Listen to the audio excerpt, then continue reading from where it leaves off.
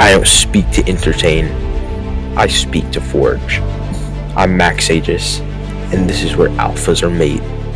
Welcome to the Max Agius experience. Yo, welcome back to the greatest podcast in the world. We are in the house. Welcome to another episode of the Max Agius podcast. Woof, bark. What up? Welcome in, my Maxlings. Today, we have a so-called expert on a big matter, Lucas Ann, and he is a BYU PhD student studying Nigerian history and culture. Hello friends, it is a great honor to be here today. Today, we are going to discuss imperialism in Nigeria. My girlfriend is Nigerian, so I know a little bit about this topic. Haha. That's right, I'm here today to talk about my expertise in the colonization of Nigeria and how it has affected it, amongst other themes. Hopefully we can get into it quickly and get this podcast flowing. Wait, I have one more guest straight from the source. He's Nigerian born and bred. His grandparents lived before and during the colonial rule, so he knows Nigerian culture extremely well. My good friend, Matthew Chukwu. Hello, nice to meet you, Lucas and Max. Hello, pleasure to meet you. I would love to talk about my home country of Nigeria. I'm very educated about its history and culture. So, to start things off, what were some of the states and kingdom, if you recall? Of course. I remember stories passed down through my family about all the land that was before the Great Colonization. There were Hausa states of Kono, Zavir, and more. The Jukun states of Kono and Wurari. The Yoruba, Ido, Iju, Ifik, and Itsekiri states are all in the south. It was truly a spectacular country. Nigeria was full of rolling hills, rainforests, swamps, and savannas. If you don't mind, may I ask what the government was like? In fact, tell me all you can about what Nigeria was like prior to imperialization. Many centralized states had a monarchical government. This system primarily developed in around the 18th century in response to a large amount of trading. Typically in the monarchies, the kings were leader of city-states and they controlled their own region. What was religion like? In Nigeria, religion has always been an extremely diverse idea. Some of the main ones include Isisi from Yoruba, Ordinadi from Igbo, Maguzanchi from Borno. These religions typically had animism, deities, supreme beings, and many focused on rituals. I'm king. Me. I am Nigerian king. Woof. You are very amusing, Maxwell. Sorry, I got distracted, haha. Anyways, Are there any mainstream religions? Yes, actually, Islam was actually very prominent in Nigeria. It's true. However, Islam was treated as an urban religion and was not really mainstream until around the start of the 19th century, despite its introduction by Mali in the 14th. It became mainstream. In some regions, like the Hausa states in Borno, but however, the traditional religion still remained very prominent amongst the people. Wouldn't that lead to problems? Precisely. The mixing of the two religions was not looked upon well by some of the Islamic followers. And what do they do about it? They attacked. The Muslims were outraged that traditional ideas still stayed under the same rulers. Yes, but these traditional ideas were still prominent today. They have not disappeared. Wow, that's actually really interesting. Why do you think that is? yeah, I got this one. It's because lots of the people do not want to give up the ideas and traditions a lot of their history and lineage is based upon. They still play a massive part in the modern day, despite the large number of Christians and Muslims in Nigeria. Wow, that was surprisingly well spoken. I'm surprised to know so much. Are you saying that I'm not well spoken usually? Huh? No, I was... Lucas, you're a nice guy, but you're not talking to somebody who will let you talk to them like this. If it's okay, I would like to maybe get back to talking about the culture. Sure, go ahead. In pre-colonized Nigeria, Nigerians ate fresh organic food due to the lack of refrigeration. This led to a healthy diet. Some popular choices in food were yams, wheat, fish, beef, lamb, and many healthy leafy greens along with spices. No, not enough meat. I want meat now. What was the house like? I mean, in the sense of like family life. The old Nigerian household had a very patriarchal view to it. Oh, The husband or father was seen as practically the king of the household. keep talking. He was allowed to have as many wives as he wanted, and those wives would run every single domestic affair. The women and children were not treated equally to the man of the house. This is genius! Like all of my dank beam maxlings. Anyways, what was the work life like? Nigeria's economy depends heavily on agriculture and trade. Nigeria had many internal networks for this, but also had long-distance systems such as the Atlantic trade. These two aspects boosted what they were best at, which was farming. Wow, you have seriously outdone yourself when it comes to all this information. Even I'm impressed, not bad. Thank you so much. It was an absolute pleasure to talk about my country's history. If I may, I would like to stay and hear what you have to say about it. I would love to continue to discuss. We can shift the conversation over to me now. I might not be a native, but I'm still extremely educated about Nigeria. So, Lucas, who did the Nigerians get colonized by and why? The Nigerians were colonized by the British mainly for economic reasons. the Nigerians had many resources like palm oil, palm kernel, and export trade in tin, cotton, cocoa, groundnuts, and more. They also wanted access to the waterways in the Niger Delta, which would have provided them with easy transportation methods. Wow, that's truly incredible. I suppose the British are extremely smart, just like my Maxlings. What did the British do when they were in Nigeria? The British were very aggressive. They colonized Nigeria through military force, and there was resistance from the locals, but the British destroyed them. There was one group that was the most feared, however. The Igbo people were known for being very resistant and very strong against the colonizers. I am part of the Igbo people. My grandfather was a great man.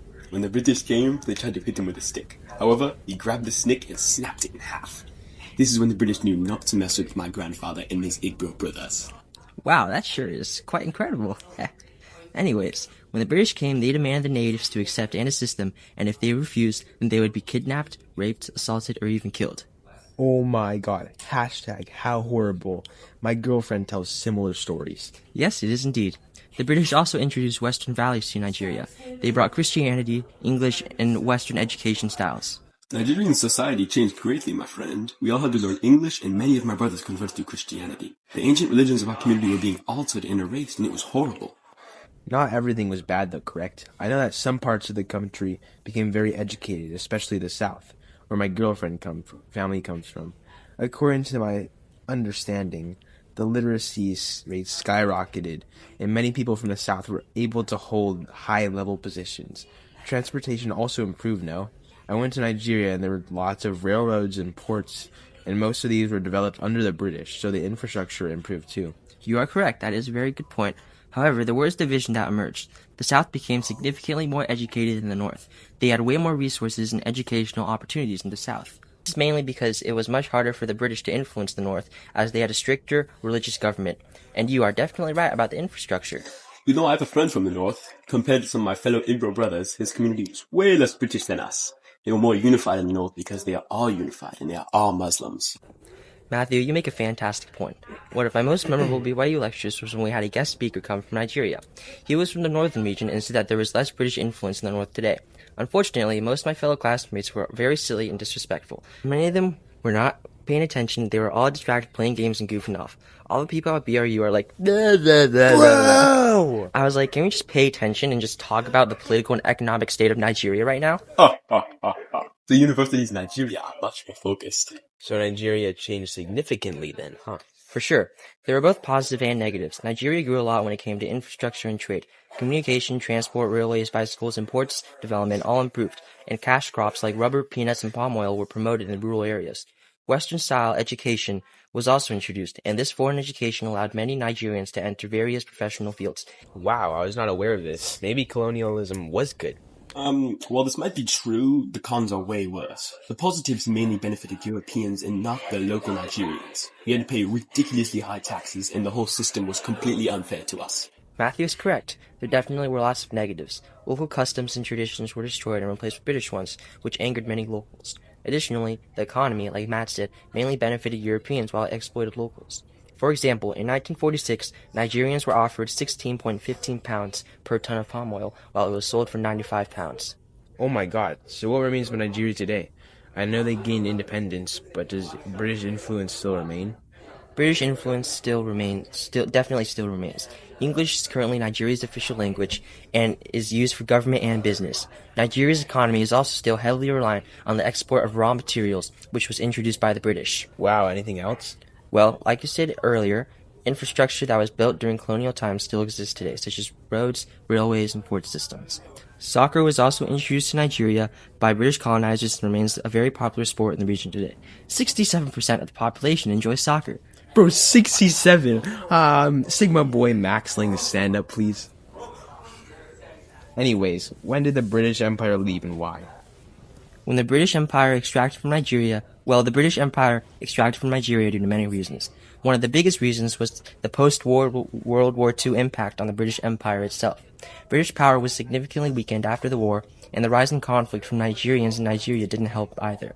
Many Nigerian elites started nationalist movements against British rule. Eventually, a deal was negotiated which transferred power back to the Nigerian government. Interesting. So the British weren't forced out. Correct. The transition was peaceful. It involved the use of constitutional reforms and conferences. That did not make up for the violence that was inflicted during the time. Ha, this man seems to be trouble. Bah! Anyways, time for our sponsor. The sponsor of this video is Chuck E. Cheese, and today we have a special deal to anyone watching this code, Agius Cheese, to get 100 tickets free. Let us get back to the podcast instead of doing these silly sponsorships. How dare you? Do not ever make fun of Chuck E. Cheese. Anyways, what you said earlier leads into my next question. Has the result of colonialism overall been good or bad? Is this even the question? Obviously it was a bad thing. Nothing they did makes up for the violence they inflicted on the Nigerian people. All the pain and suffering they put my people through because they did not want to adopt their customs. Our entire culture was destroyed and lost. Thousands of years gone. Well, I believe that our time is coming to an end. And for one final bit, what would you say the impact of colonialization was on Nigeria? The impact that colonialism had on Nigeria was far from small. Religiously, many Nigerians now follow mainstream religions like Christianity and Islam, or much less follow the traditional ones. While Nigeria used to have basic cities with monarchs, they now have a much more structured version, being a federal republic with a president. Well, I think that's all we have time for. I had a great time chatting with you both. Thank you for the invitation, Max. I had a great time. Me too. Thank you for inviting me to your lovely podcast. Well, I think it is good that we end off on a good note here, guys. And until next time, Maxons.